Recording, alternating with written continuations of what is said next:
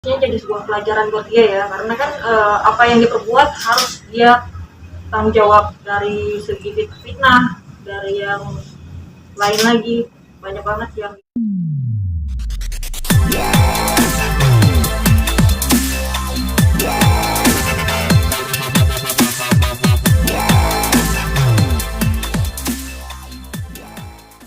Dan ketika dilakukan pemeriksaan sebagai tersangka, penyidik meyakini bahwa perbuatan itu ada, alat-alat bukti terpenuhi, sehingga penyidik dengan kewenangannya berdasarkan syarat subjektif objektif melakukan penahanan terhadap tersangka Alif. Jadi di sini kami mengapresiasi apa yang dilakukan penyidik, bahwa ini adalah harapan besar daripada klien saya, Mbak Aska, bahwa dengan ditetapkannya sebagai tersangka dan dilakukannya penahanan terhadap tersangka tersebut, itu merupakan suatu kebahagiaan tersendiri buat klien saya.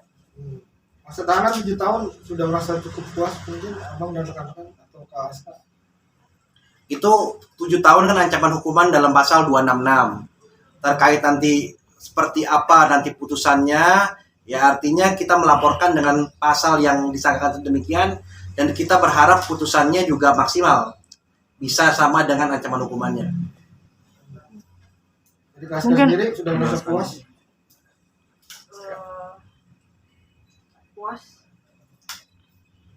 Puas seperti apa? ya, karena udah sesuai dengan yang saya mau, dia ditahan dan dia harus mempertanggungjawabkan apa yang diperbuat. Aska ada rencana bertemu dengan Alif nggak sih? Nggak ada. Aska ini kan rentetan masalahnya kan berlarut-larut nih, sampai sekarang sudah dijadikan tersangka nih Bang. Ada kayak mau damai nggak sih Bang gitu, maupun kalau misalkan Alif minta maaf kepada pihak Mbak Aska nih, gimana nih Bang? Ya, terkait dengan upaya perdamaian ya, saya juga per hari ini tadi pagi sempat menerima chat WA dari salah satu kuasa hukumnya. Kita mengambil sikap karena permasalahan ini sudah berulang. Awalnya dulu ketika ada laporan KDRT yang kemudian sudah dicabut. Kemudian masalah ini terus bergulir, maka itu kita mengambil sikap sampai dengan saat ini belum ada pintu untuk perdamaian. Kita tetap ingin kasus ini berproses sampai ke pengadilan. Aska di mana melihat ini kan banyak juga sebelumnya banyak ditipu juga nih, Alif nih, ada Nur Alexandra juga. Lihatnya gimana sih dari Kak Aska sendiri, ini menjadi pelajaran atau gimana? Harusnya jadi sebuah pelajaran buat dia ya, karena kan apa yang diperbuat harus dia tanggung jawab dari segi fitnah, dari yang lain lagi, banyak banget yang dilakukan. Mbak Aska merasa lega nggak sih sampai akhirnya sudah ada titik terang nih dari pihak kepolisian untuk Bang Alif sendiri nih Bang? Sedikit lega. Artinya Mbak Aska mengapresiasi apa yang dilakukan penyidik, walaupun laporan polisi ini sudah lama dibuatnya. Mungkin kemarin dengan bergantinya saya sebagai penasihat hukum bersama rekan saya Bang Fahmi juga, ya akhirnya kita follow up, akhirnya ditetapkanlah sebagai tersangka, dan sampai akhirnya diperiksa sebagai tersangka dan ditahan. Jadi apa ya harapan Aska selama ini tidak percuma lapor polisi, bahwa alhamdulillah telah ditetapkan tersangka, dan kita harapannya segera diproses sampai ke pengadilan. Artinya setelah dilakukan pemeriksaan tersangka, dilakukan pemberkasan, dikirimkan ke kejaksaan untuk cepat P21 dan bisa sampai ke pengadilan. Dan kami siap akan mengawal sampai ke pengadilan, dan Aska siap juga datang sebagai saksi. Ini kan terancamnya dibilang 7 tahun ya. Menurut kalau dari pihak kami sendiri cukup gak sih dengan hukum segitu? Ya itu memang aturannya seperti itu Mbak. Dari pasalnya. Jadi laporan kita ya pasalnya 266, memang ancaman hukumannya 7 tahun. Mbak Aska ini kan berlarut-larut juga nih, kayak merasa lelah nggak sih untuk mencari keadilan nih Mbak?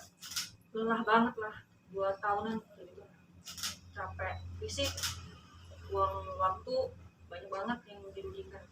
Apa yang mendasari Mbak Aska terus berjuang nih Mbak untuk hak untuk Mbak Aska nih? Keadilan sama harga diri. Harga diri seperti apa nih? Ya kalau misalnya Mbak direndahkan sama orang lain, ya pasti Mbak memperjuangkan harga diri Mbak kan.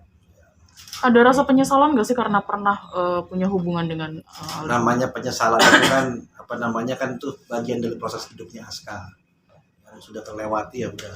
Yang sekarang kita hadapi ke depan, sudah buat laporan polisi, ya sekarang kita lihat sampai kita selesaikan lah kasus ini sampai selesai tuntas. Sekarang ini Bang, 7 tahun sudah cukup atau masih kayaknya kurang 7 atau 15 Ya, itu tahun ancaman- atau gimana? Ancaman hukumannya kan 7 tahun pasal 266, itu kan aturan yang sudah diatur dalam kitab undang-undang hukum pidana kan. Nanti bagaimana hakim memutuskannya itu nanti lihat bagaimana hakim ya kan. Aska trauma nggak nih Kak dalam memilih pasangan nih? Trauma pasti. Coba tanya Mbak-mbak di sini, kalau diperlakukan sama seperti saya pasti trauma. Kedepannya akan seperti apa sih Mbak Gimana dalam cara? memilih pasangan? Belum terpikirkan. Kak, perihal anak-anak gimana? Anak oke. Untuk memberitahukannya lagi, untuk memberitahukan ke anak-anaknya juga gimana? Memberi pengertiannya seperti Memberi apa nih, pengertian. Kak? Masih kecil jadi belum terpikirkan ya.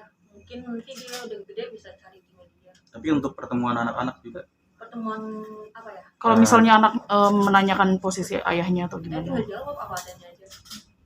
Tapi kapan sih terakhir kayak komunikasi atau ketemu sama anak? Udah lama ya, itu pas sebelum putusan sidang isbat kemarin. Itu apa Aska sendiri yang melarang atau bagaimana? Akunya aja yang males ketemu.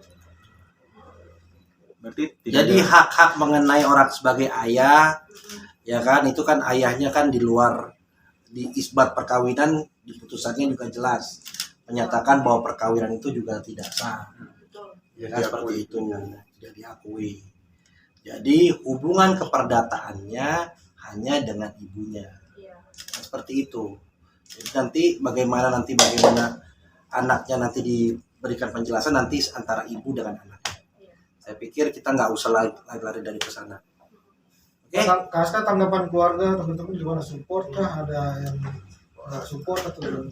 Ini support dari tim kuasa hukum cukup. Keluarga? Keluarga juga udah menyerahkan juga karena kan aku sudah dewasa juga ya. Gitu. Jadi